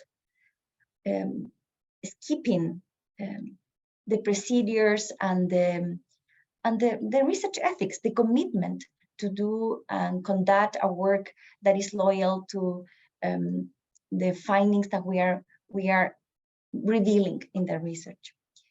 The second question about what is fair relates about the protection and the respect of the research subjects, and also relates about how we are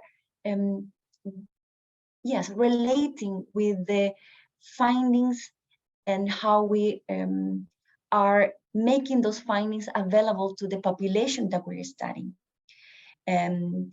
We know in this framework of research ethics that those regulation requires us to be particularly careful with the populations that are in vulnerable conditions, people that are in conditions of prison, indigenous populations, children that have been largely exposed to more, that are more vulnerable in this process. But this goes beyond than rather respect those rights. It's about the question that we're asking, the conditions, how our questions are contributing to the better life of those people that we're studying. And what is wise goes back to this larger question. What is the role of our research in this society, in this world that is increasingly more complex? And when we are aware of that, of those inequalities. At the same time, when we're asking this question, we recognize that research ethics is a responsibility, but for some researchers across the world, it's also a right. And in this chapter, we highlighted the conditions and the difficult condition that some researchers in the Middle East are going through, where the freedom of research is not protected, when there are governments that are putting limitations to some research questions. So in this chapter, we ask this question: how do we, as researchers that are in the process of training the new generation of PhD holders that who will have this authority, this responsibility, can infuse this question? And we know, because of the research demonstrate, that this goes beyond to a course of research ethics. This requires a culture that has to be infused by the daily actions that each of us has. So it's those three questions: what is fair, what is true, and what is wise, are questions that are guiding our work. And this chapter is an invitation to keep this question up front. Let me say thank you in all the languages for the opportunity to be talking to you, and may my words encourage you to keep those three questions next to your desk.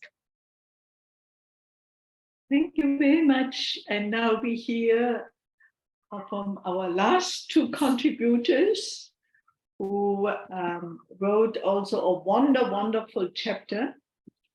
And I want them here, Shannon and Gao Ming. Please introduce yourself. Thank you. Yes, Gao Ming and I are going to be wrapping up the presentations by talking about chapter 10, which is called Reflections from Early Career Researchers on the Past, Present and Future of Doctoral Education. So as the title suggests, this chapter was authored by a group of early career researchers who were involved in the working groups, the workshops, and or the conference leading up to the development of the Hanover recommendations and of this volume. And a number of in the room today, so it's nice to see your faces again after all this time. First, I just want to emphasize the fact that ECRs were given an explicit position within this whole process as future leaders in our various fields. Some of us have a specific research agenda in doctoral or higher education, while others are interested in doctoral education through their experiences and perspectives in their own fields, including social work, psychology and law. And as Professor Jansen highlighted earlier, solutions need multidisciplinary approaches and knowledge. We were supported by grants that allowed us not only to participate, but we were given safe spaces in which to share our knowledge and experiences as doctoral and early career researchers. And once again, we're given that opportunity in this book, and given a voice again to share our lived experiences. We are, or many of us are dealing directly now with employability, global mobility, casualization of academia, and many of the other challenges that are raised in this book. So with our chapter, our brief was to provide a reflection on our experiences and on doctoral education now and moving forward. That proved challenging because our experiences and circumstances and contexts are all unique, and so finding commonalities or synthesizing our thoughts in a single chapter was quite a challenge. But of course, these are the same challenges we all faced when trying to develop a global core value system for doctoral education, which plays out in many different nuanced and culturally and socially bound contexts. The other challenge we faced was more practical.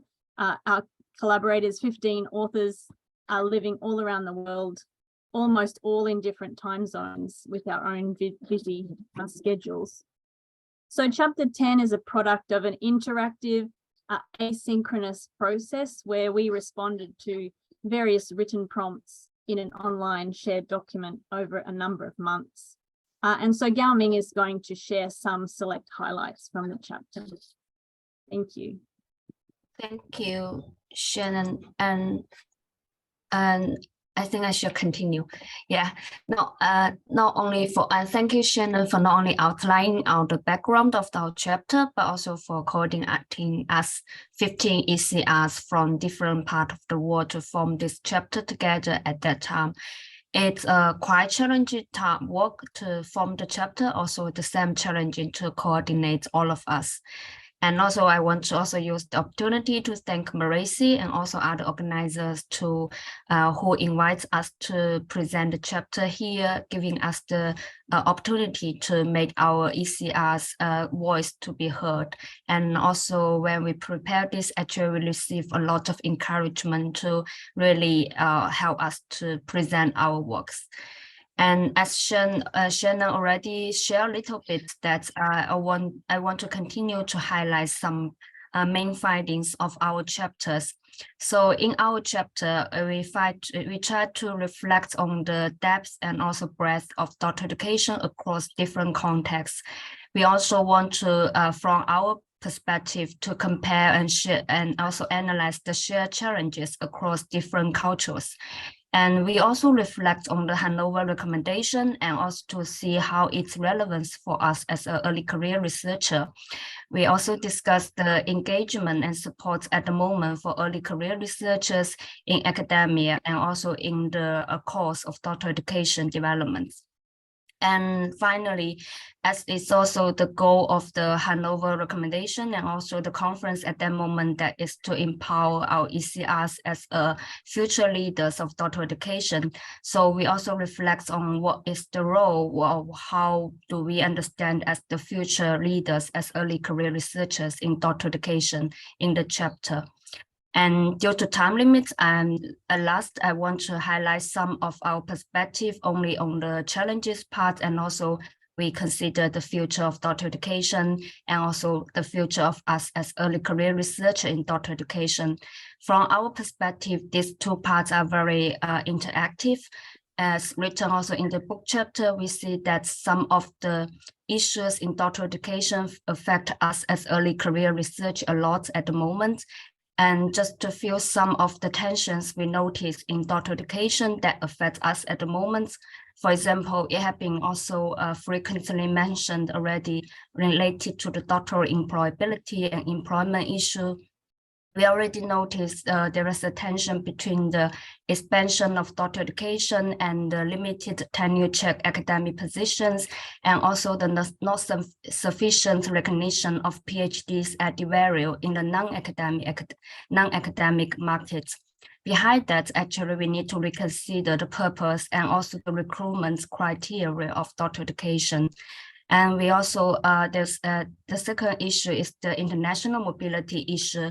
We see there is also tension between the encouragement of international mobility of doctoral graduates versus the, and also the insufficient support for the mobility, relocation, and managing personal life during the mobility for early career researchers when they are asked or motivated to travel to another context. And also, there's also tension in related to the gender equality issue.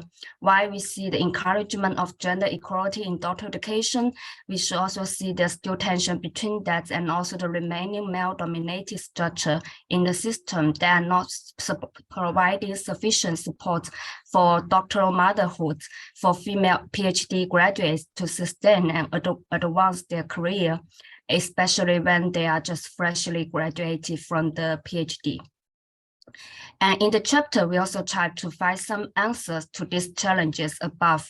For instance, for considering the purpose of doctoral education, one of our colleagues wrote in the chapter that in recalling to the keynote speech by Professor Jonathan Jensen in the Hanover conference, bring the PH back to the PhD. And in the book chapter, the colleagues wrote that we should also pay attention to the H in the PhD. H stands for human. After all, the goal of education, including doctoral education, is to adjust the social needs and serve the development of human beings as a whole. So we should think about doctoral education for human beings.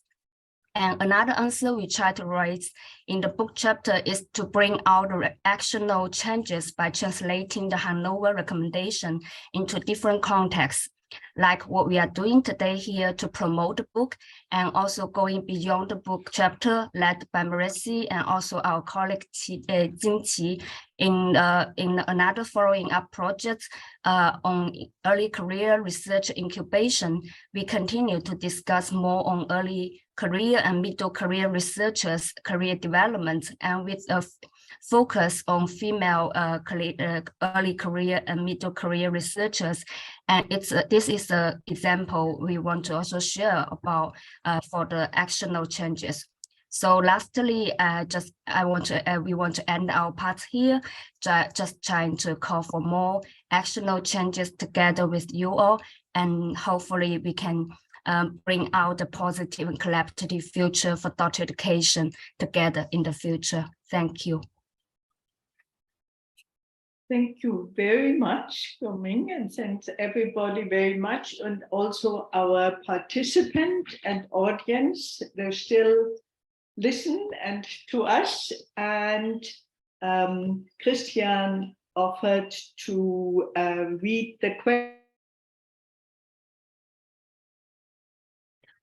Okay, so we still have the time, Marisi, because I think there are quite some interesting questions that popped up. Not too many, but I think they're worth discussing. So if we still have a time frame, I would go for it. I think, that's a wonderful part about India. There is not like in Germany, the clock strikes, but we can stretch, and I've seen our audience, they're still there. So whoever can, please stay, and who has to go, then go. So by heart, I'm more Indian than German, speaking from Germany. And I have to excuse that you will have to see my head very big because I'm short-sighted and I can't read what it's on my computer without getting very close to it. So the first question that I can see is by Sai Baba.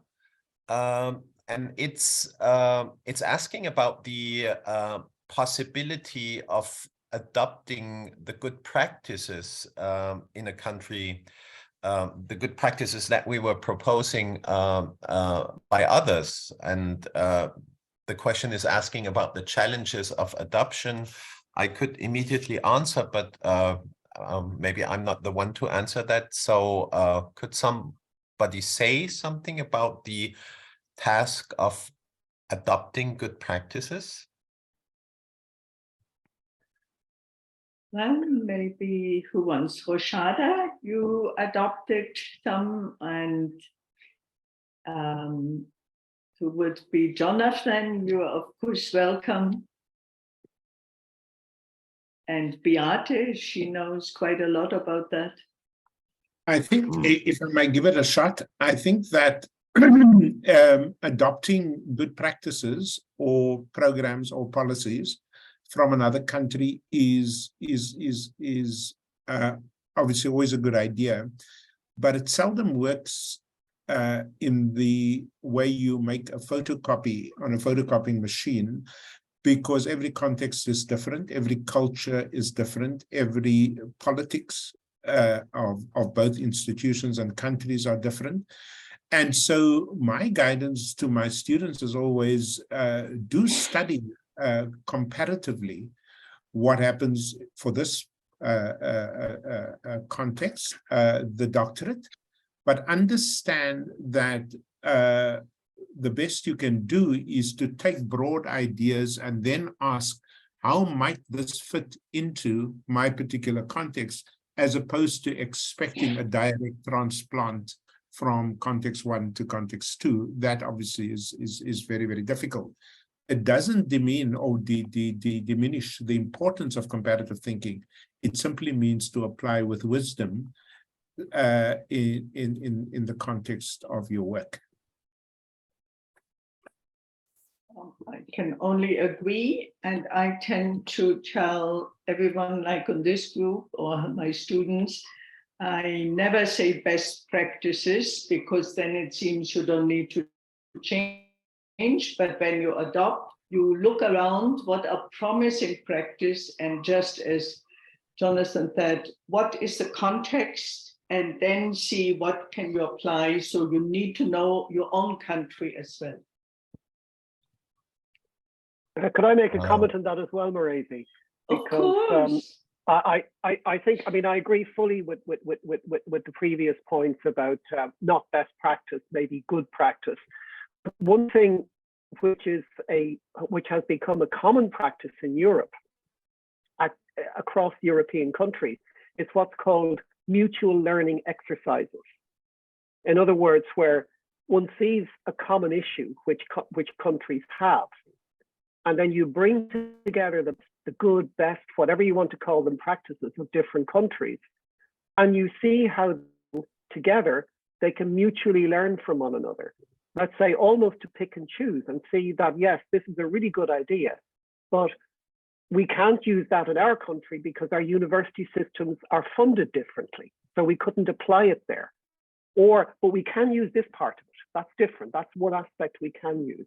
So that mutual learning is actually a very effective means for taking, let's say, the best part of good practices. Thank you. Excellent. Roshada, you want to say something? Well, fine. Nothing much except that when we tried to do it for the best practices or good practices across the public universities, even within the country itself, we had to make adjustments between universities, even if it's within the same country, because every university has got its unique regulations.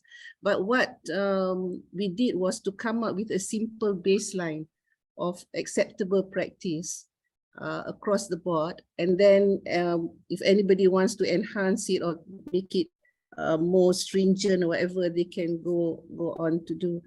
But it is a big challenge actually, because one good practice in one place may not be good in another place. That is what I would say, yeah. Great. Christian, next question. Yes, thank you. The next question I find absolutely fascinating, I must say, because I had to quickly look up the word helicopter research that I didn't know. The question addresses me and Jonathan about our opinions on immigrant PhDs and postdocs who do helicopter research in their countries, meaning that they go from a particularly northern or western context to a southern context, do some research, take the results of the research back to those northern countries and publish them, transform them into cultural capital, and not leave any trace in their own countries. And so this is really a very lively example about the global cognitive injustice. And so the anonymous asks about those roles and responsibilities of such helicopter researchers could be accounted for. And I'm sorry, my telephone is ringing, so I would like to ask Jonathan to make a comment. If not, I can make a comment too. Sure. That's a nice question. Look, in my experience, the helicoptering goes both ways. So you think of African scholars, for example, going to study in the West, and they may or may not, bring in their own context in a way that connects the empirical work, let's say, in South Africa to some of the theoretical work they're doing in the UK, for example. And then, of course, you also have Western scholars, students, others, professors going that way and doing research, and may or may not be taking. I think this thing is messy. I don't think it's as clear-cut anymore, in which you simply talk about the center and the periphery in that old language of the decolonial studies. I think we are learning much more with each other and from each other in a way that makes the good and evil sort of separation a bit of a problem. Now, my friends who are very strong decolonial activists don't allow for messiness. They don't allow for this kind of ambiguity. Let me give you one example. One of South Africa's most famous, and I used his research cited earlier, Bongani Mayosi. Bongani goes to Oxford, does a PhD there in cardiovascular disease. The problem with Oxford is they don't have studies, as I suspect Maresi in North America, that look at cardiovascular disease and poverty, the relationship between those two things. So what he does is he takes what he gets, which is the best education in cardiovascular disease, comes to Africa, establishes laboratories across the continent. Guess what happens next?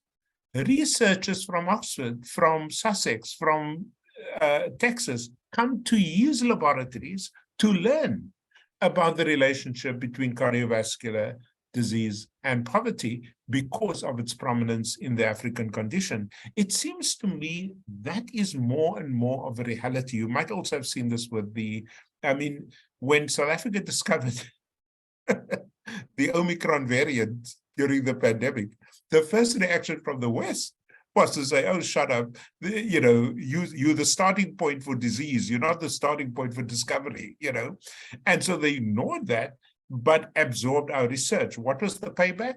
They cut us off. Because unlike China, we said this is a new variant, and it's probably in your country already. They then cut off flights to get into other parts of the world. Now, that's the madness of politics, right?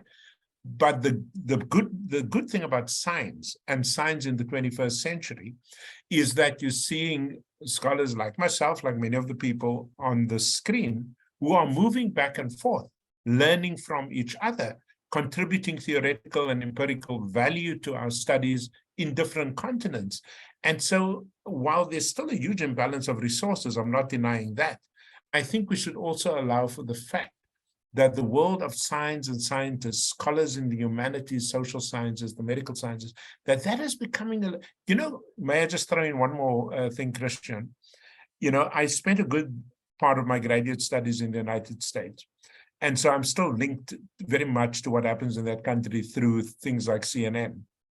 I wonder if you guys looked at who the people were reporting on the pandemic on CNN as talking heads during those 2 or 3 years. Did you know that 80% of those talking heads, the scientists, the big shots, the immunologists, were actually South Asians who had become American citizens? In other words, the world has changed in terms of expertise, even within the Western world. The same is true. Remember those Turkish scientists in Europe. So I just think we should allow for a lot more of this. Again, it's not denying the resource imbalances, but it does say we have moved in ways. The fact that Maresi in South Africa for years now, I don't think of myself as, a student of Maresi. Maresi doesn't think of herself as a student in the production of knowledge about the doctorate. I like that. I like the fact that the world is like that as opposed to the 1960s. Thank you very much, Jonathan. If I could just make a footnote on that, and thanks a lot for putting me on the right track to think more reciprocally about that. However, I think still, that there is an argument to be made about the long track of the decolonial studies, because some of the chapter colleagues who participated in the 9th chapter, they just published an article about exactly the case of the Turkish refugee academics, and they developed the concept of academic humanitarianism, and they were tracking the careers of refugee researchers coming from Turkey to Germany, and were seeing a clear pattern of an inclusion that was still exclusive. So they could not really participate because they would enter a system where the struggle about resources is already quite developed. At the same time, I think the helicopter question addresses in both directions something that is talking about the embeddedness of research. And I've seen with some of the social science students in my graduate school that over the past years, there has been a rising awareness of a responsibility of the researcher towards the communities where field studies were being made. So it's not an an extraction of data and then working with that data, but being aware of the question that, especially in the social sciences, of course, any research might have an effect on the communities that this research was being done in. And I guess that should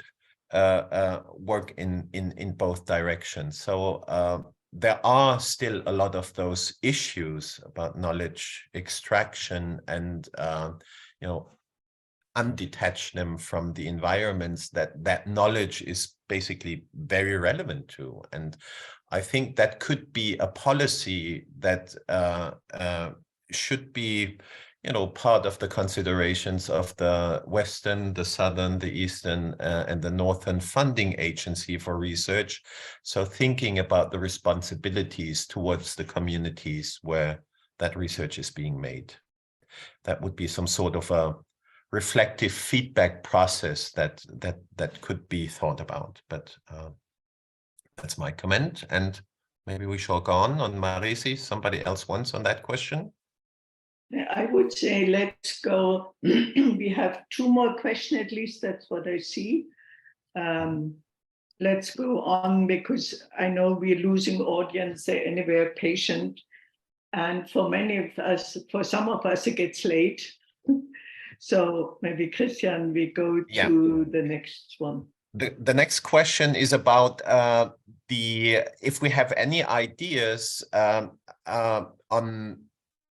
how supervisors are dealing with the transformation occurring at the doctoral education. So is there any data that shows, or are there any best practices that would show how supervisors should be part of the transformative process that our book is addressing to? And who could be good in answering that? Well, I can actually, Sanand, and I'm sure also Connor and many others in the US. That's indeed the graduate school as the umbrella organization makes sure that has meeting at least twice or 3 times. In our university, we have trimesters, so 3 times a year, about discussions, what are the changes, what is needed. And so that's one, so it keeps it alive, what are the issues. And so the faculty, the professors bring it back to their disciplines. Also, since the graduate dean is on the level of all the other deans and right at the top, the other deans will know about it. And then within the graduate school and in the individual, in Germany would be institutes, a lot of professional development workshops from 1 day to 2 days to a week, or just to 2 hours, are provided both for supervisors who are interested in learning more, but also for doctoral students. The whole thing about entrepreneurship, doing an internship somewhere else. I know that's, for example, also quite established in Germany, although they don't have the system of graduate deans. But I'm just thinking at your university, Christian, or in the University of Frankfurt.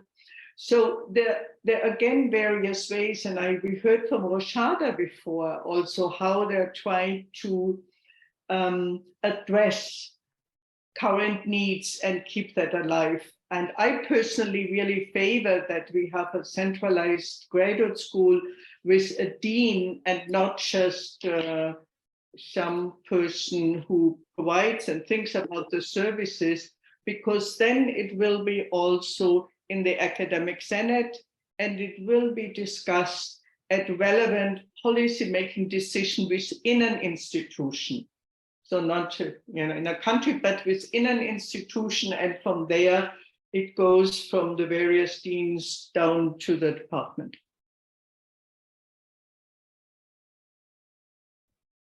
Marisi, Okay. I can come in and make some comments on. Yes. Oh, sorry. Go ahead, Christian. No, Okay. please go for it. Please. Okay, thank you.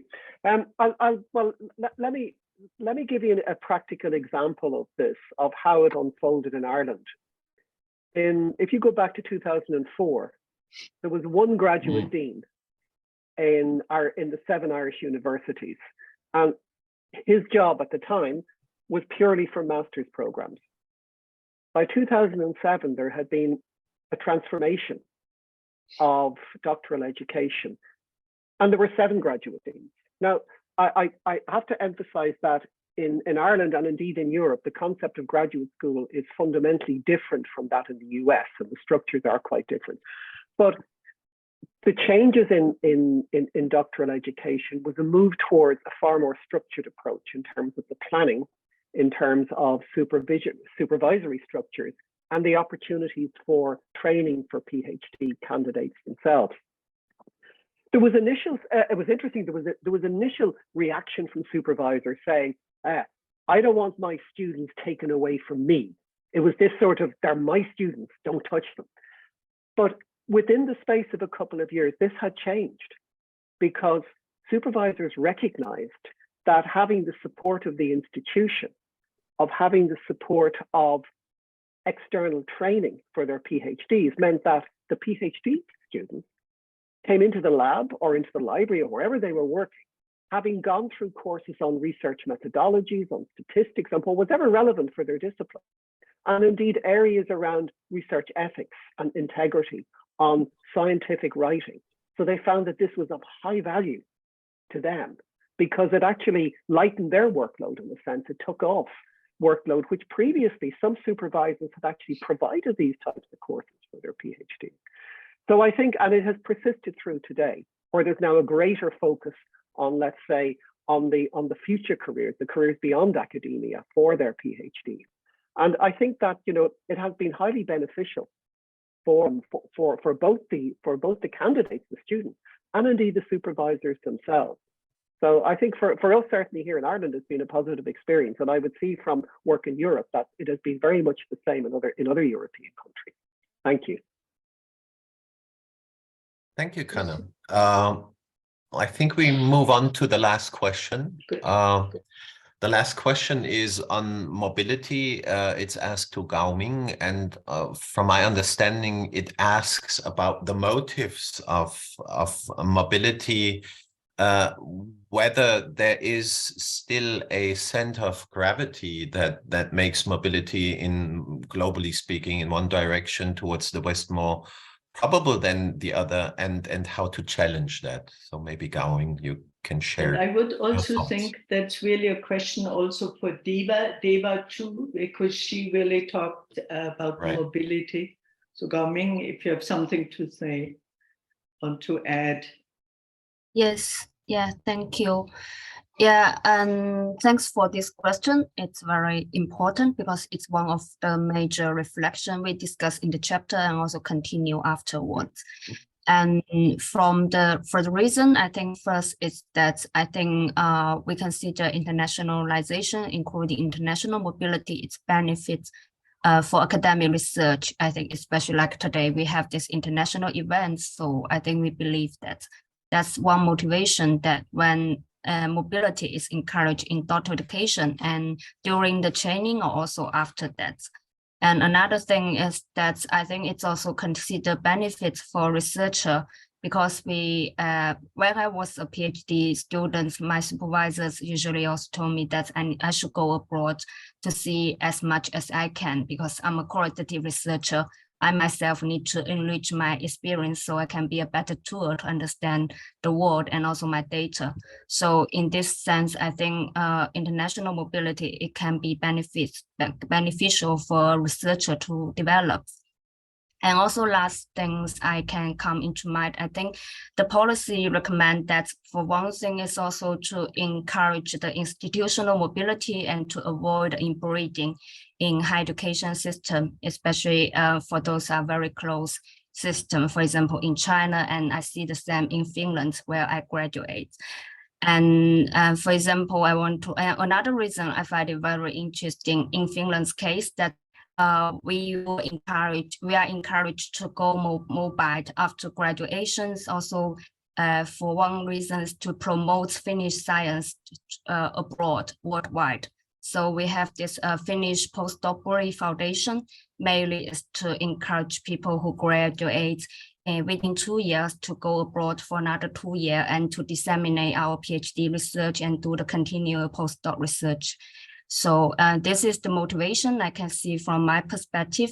And whether it's a Western oriented, I think now it's more multiple orientation, not only Western, because from Finland's perspective, like I said, it encourage us to go abroad, but not necessarily to stay in Europe. And we also see in Europe, the Marie Curie action, actually, it's also very international. It attracting people come to Europe, but they also encourage people not only just collaborate within Europe, also worldly, globally. And also in China, I see that they also provide a postdoc foundation for people to go abroad. And many people actually chose to go to, for example, Hong Kong and also to Japan, Korea. So it's not necessary to really go to the US or the Europe.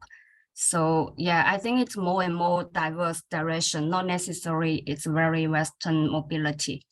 And also regarding the norm parts, I would say that because in our chapter, we are more based on our reflections as a PhD students and also early career researcher at the moment. So we really didn't do research on that, whether it's already become or whether it's really accepted by all academics, but just from the observation, my personal observation, I think, yeah, probably at least for me, as when I chose to become academics, I already accept mobility. It's a part of the academic life.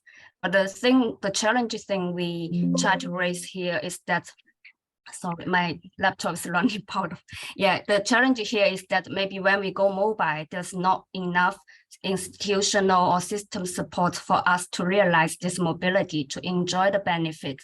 For example, when we relocate, we may face different challenges for relocation, and also we may face, if we continue our career in different contexts, the pension system are not connected together. So this kind of very practical issue may not be so support for people to go mobile after graduation. Yeah, that's my reflection. I hope I answer your questions. Diva? Yeah, my colleague put it very well. I do not have much to add, but I would highly encourage people to think about mobility beyond mobility to the West. A large number of, and especially from the Indian context, a large number of students go to Singapore. I was recently in South Africa and the University of the Free State and WITS, and I was very surprised by the number of Indian students I saw there. When we talk of mobility, we all don't just limit ourselves to geographic mobility, but also social mobility, climbing up the ladder. And a PhD is one of the many ways that we get that. There are so many things, there are so many ways by which we can reimagine mobility. That's all I have to add. Thank you, Marise. You're muted, and I close the question and answer section. Thank you. And I would like to give the last word to our host. And I personally thank all those in the audience who are still with us. And way after time, nearly a whole hour. Abhi, the last word is to you, if you're still here. If not, we give it to Nita, if she's with us, our two hosts. Hello. Yes, Nita. Yeah, thank you very much for this very interesting discussion. Lots of very interesting questions. I really like the questions that came in this process, and of course it's made me think about this helicopter research, what somebody had asked. I know it's something very interesting. I'm sure Christian would be thinking about it as well, because we have this funded research. There is this another idea where the researchers are also lifted from this kind of funded to go into, I really had this issue with some of our funded research. Both of them, I'm talking about our EU funded research projects, not projects, these are entire programs, where the researchers from the developing world, they go into universities in Europe and US, and then they carry out the research about their home countries. So where I felt it was required for them to be there in their field, in the society where they wanted to carry on research, they have gone and done this. But I'm sure this particular book has created a lot of questions, generated a lot of very interesting ideas for all of us to ponder over, for discuss further, deliberate on many, many issues to come. And it's more like opening up an entire new chapter for the entire research world for PhD research in doctoral studies. And let us hope something exciting comes. And I wish the policymakers take a note of this. Just want to speak about how policies in India are changing currently. In fact, recently, Government of India, very recently, I mean, in last 6 months, a lot of things have happened related to doctoral research. The Government of India now says those with a bachelor's degree can opt for a PhD program immediately after that and no need for master's. Of course, if they have a 4-year bachelor's degree. Second, they are saying those people who are working, earlier it was not allowed, but now they can also register and take up a PhD project. And so these things are basically made, and also publication pressure is being reduced. So these things, if you look at all these things together, we see that the idea is basically to increase the number of PhD programs and PhD who are registering for PhD programs in the country. We know it's about chasing the statistics, but even then we need to know how it is being done, at what cost. Is there any cost that we are going to incur as we proceed with these kind of newer policy interventions? And only, of course, there's need for more implications of these kind of policy changes that are coming into the country for us within India, and also how it's going to impact the world of knowledge in general. And of course, I do agree with Christian Peters when he speaks about cognitive injustice at the global level. In fact, so we have also spoken about it in our earlier conferences and in the books. So thank you very much, all the participants and all people, all resource persons, all contributors to the book who have taken time to join this particular event and made this discussion very, very interesting, very exciting it has been. Thank you very much. Thank you. Thank you very much. And thank the people behind the background who did the IT work. Thank you. Goodbye.